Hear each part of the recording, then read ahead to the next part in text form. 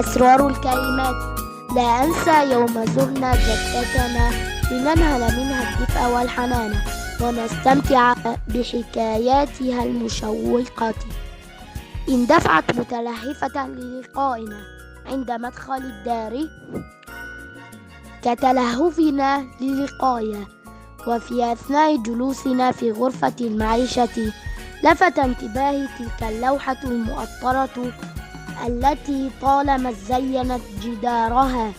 لاحظت جدة اهتمامي باللوحة فسألتني: أهي جميلة؟ سارعت أختي للإجابة: ليست جميلة ولا قبيحة، لا أفهم الخطوط المتداخلة فيها وأرى ألوانها باهتة.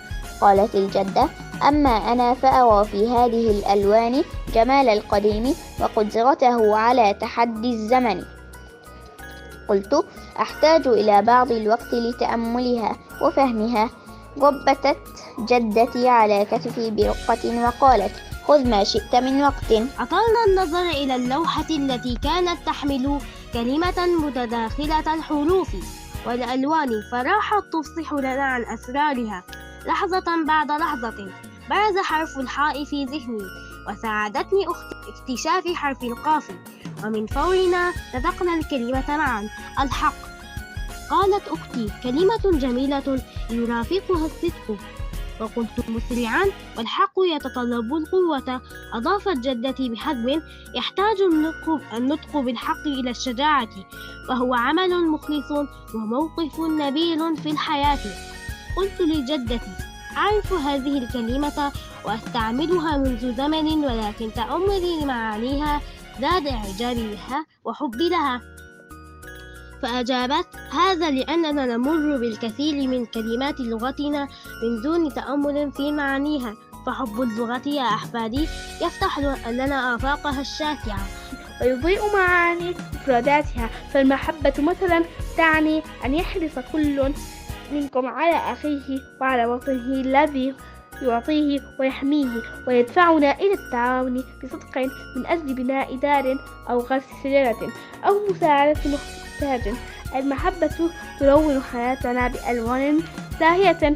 قالت أختي: أرى ألوان المحبة في قلب أمي وحنان جدتي وجدي، وفي احترامي لأبي وأخي واعتزازي بهويتي، وفي خضرة الأشجار وتمايل السنابل وعطر الزهور. فتحت جدتي ذراعيها ودعتنا للاقتراب منها، وجهها يشرق بالسعادة قائلة: ما أسعدني بكما يا ضوء عيني، وأنتما تتقصيان الشعور الصادقة المرتبطة بكل كلمة، وتكتشفان انعكاس اللغة في تسكيرنا ومشاعرنا وأحلامنا. منذ ذلك اليوم تولد لدي شغف بتأمل كل كلمة، وازداد إصراري على كشف أسرار اللغة العربية المشوقة كي أسبر غنى أعماقها التي جعلت منها لغة عالمية. ما أروعها ما أحلاها لغتي العربية.